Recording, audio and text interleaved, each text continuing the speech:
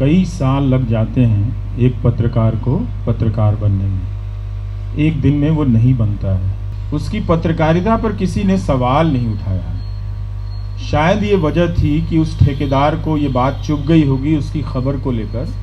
कोई मुकेश जैसा उत्साही पत्रकार अब उन घोटालों पर हाथ डालने से डरेगा। जो संस्थानिक मीडिया है उसने इस तरह की खबरों पर हाथ लगाना बंद कर दिया है। ये हत्या करके एक संकेत भी दिया गया है कि अपनी अपनी हदों में रहा जाए। सरकारों से भी मांग कर सकते हैं कि मुकेश के परिवार के भरण पोषण के लिए एक समुचित राशि दी जाए। जिला स्तर पर ही उसके परिवार के किसी सदस्य को नौकरी दी जाए। ये छत्तीसगढ़ सरकार से भी हमारी मांग है।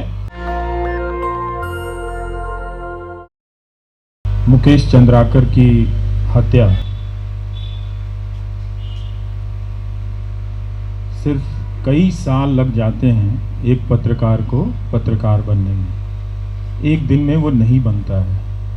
कितना उसके भीतर कहानी कहने, कहानी को समझने, घोटाले को उजागर करने के जो अनुभव होते हैं वो धीरे धीरे बनते हैं। धीरे धीरे उसका कौशल आता है, तब वो जाकर पारंगत होता है और बड़े घोटालों को एक्सपोज करना शुरू करता है।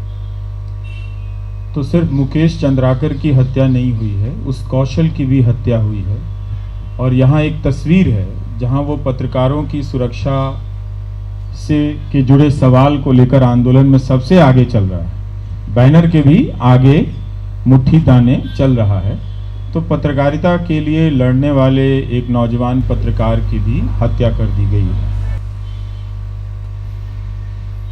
ये देखना सुखद रहा कि छत्तीसगढ़ के सभी पत्रकार मुकेश चंद्राकर को काफ़ी निकटता से जानते हैं। उसके काम के बारे में, काम को लेकर उससे परिचित हैं।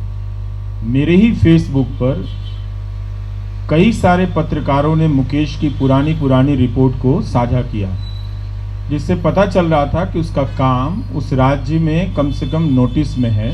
दिल्ली के पत्रकारों से उसका रिश्ता ज़रूर रहा होगा, लेकिन उसकी पत्रकारिता पर किसी ने सवाल नहीं उठाया।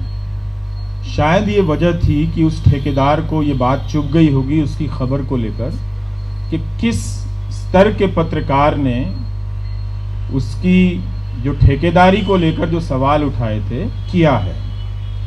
और उसकी हत्या सिर्फ एक पत्रकार की हत्या नहीं है, बल्कि छत्तीसगढ़ में और दूसरे राज्यों में ऐसे चल रहे न जाने कितने ही घोटालों पर पर्दा डाल दिया गया। कोई मुकेश जैसा उत्साही पत्रकार अब उन घोटालों पर हाथ डालने से डरेगा, सोचेगा या उसे कोई हतोत्साहित करेगा कि मत करो। तो बहुतों ने राहत की भी सांस ली होगी, क्योंकि हुआ ये है कि जो संस्थानिक मीडिया है उसने इस तरह की खबरों पर हाथ लगाना बंद कर दिया है। अब YouTube या निजी स्तर पर जिनके जिस रूप के प्लेटफॉर्म हैं, वो अपने जोखिम पर इस तरह की खबरें कर रहे हैं हर राज्य में। इसलिए आप देखिएगा कि पहले उनका टकराव प्रशासन से होता है। प्रशासन उन पर तरह तरह की बंदिशें लगाता है, तरह तरह के मुकदमे करता है, और ये आए दिन की घटना हो गई है। Editors guild, press club, IWPC, ये 3 संस्थाएं हैं जो बहुत सजगता के साथ और त्वरित गति से अपनी प्रतिक्रिया जाहिर करती हैं। लेकिन इसके बाद भी जो प्रशासन का मन बढ़ा है कि पत्रकारों को किसी तरह कुचल देने का, क्योंकि उसे पता है कि अब इनकी सुरक्षा हटा ली गई है, अब इनके पास कोई सुरक्षा कवच है नहीं, तो उसका दमन करना उस अफसर के लिए भी बहुत ज़्यादा आसान हो गया है। तो ये एक सिस्टम ने भी संकेत कर दिया है कि अब हम पत्रकार को किसी भी प्रकार का अपना सहयोगी मानकर नहीं चलते इस लोकतंत्र की यात्रा में। तो कहीं भी दिल्ली में जैसे उर्मिलेश जी कह रहे थे कि हटाए जा रहे हैं, और छोटे जगहों पर मुकदमों में फंसाए जा रहे हैं और मारे जा रहे हैं। हम लोग आवाज़ उठाते हैं, मगर वो आवाज़ कुछ दिनों के बाद दम तोड़ देती है, पहुंचती नहीं। तब तक कोई और पत्रकार उस लाइन में शिकार होने के लिए खड़ा मिलता है, किसी और नाम से, किसी और जगह पे। लेकिन हम फिर भी यहाँ से बहुत कुछ कर सकते हैं। यही कि उसके परिवार की आर्थिक मदद के लिए हम अपनी तरफ से व्यवस्था कर सकते हैं। जिन संस्थानों से जुड़ा रहा है उन संस्थानों को press club of India, editors guild of India की तरफ से पत्र भेजा जा सकता है कि आप भी मुकेश के परिवार को कुछ आर्थिक मदद दीजिए, और इस तरह के कोष से उसके परिवार को आर्थिक मदद दी जा सकती है। बहुत सीमित ही है ये भी मदद, लेकिन फिर भी कोई तरीका निकालना चाहिए कि उसके परिवार को थोड़ी राहत पहुंचे। जो आजीविका पर भी हमला किया गया, उसका पूरा परिवार उस संकट में चला गया है। तो हम सब एक तरह से एक लाचार दौर में हैं, लेकिन अभी भी हम अपने अपने छोटी छोटी कोशिशों से एक दूसरे के लिए पुल बन सकते हैं, एक दूसरे के लिए रास्ता बन सकते हैं, हाथ पकड़ सकते हैं। बीजापुर के पत्रकारों ने कितनी त्वरित गति से मुकेश की हत्या के विरोध में वहाँ बंद का आयोजन किया, प्रदर्शन किया। ये बड़ी बात है कि उस ज़िले में भी पत्रकारों ने मुकेश को लेकर एकजुटता दिखाई है। पता चलता है कि उसने अपने काम के ज़रिए कितना कुछ कमाया होगा, और उस ठेकेदार ने उसके साथ साथ पूरे उस ज़िले के पत्रकारों का मनोबल तोड़ा है।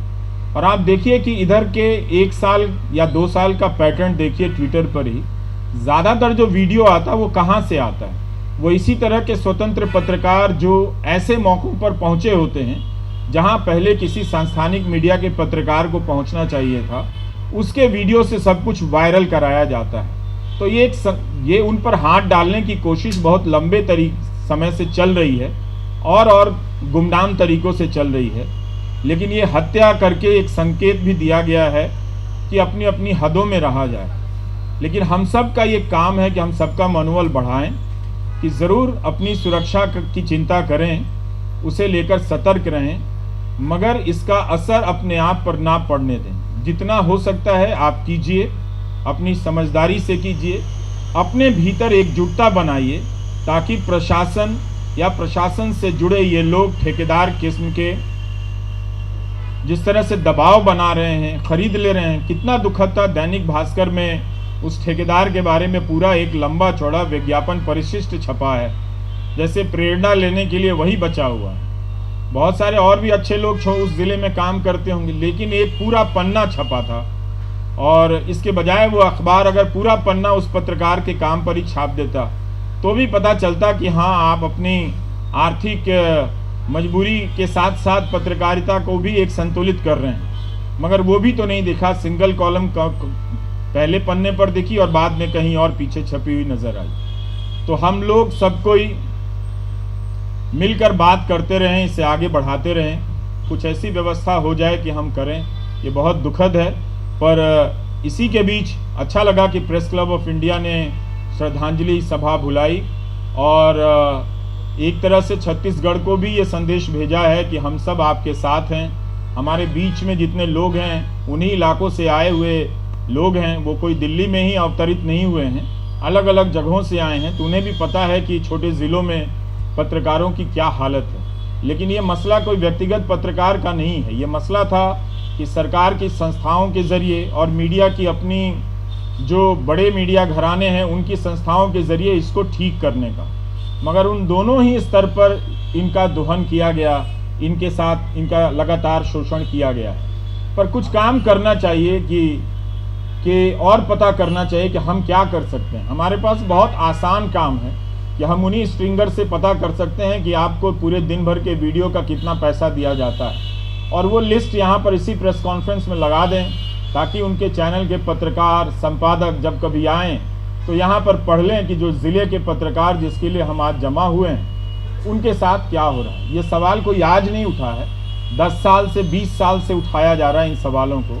लेकिन अक्सर आपस की बातचीत में किसी को कमतर दिखाने के लिए, आप तब नहीं बोले, आप अब नहीं बोले साबित करने के लिए, इन सब को पॉइंट स्कोर करने के लिए ये सब बातें कही जाती हैं। लेकिन इन बातों को अभी भी संस्थानिक रूप दिया जा सकता है, एक ठोस तरीके से हम कर सकते हैं, जिससे पता चले कि हमारा शोषण किस तरह से हो रहा है, काम के घंटे क्या हैं, उन्हें मिलने वाला जो पारिश्रमिक है वो क्या है, कितना है, क्या उससे उनका काम चलता है ज़िलों के पत्रकारों के बारे में।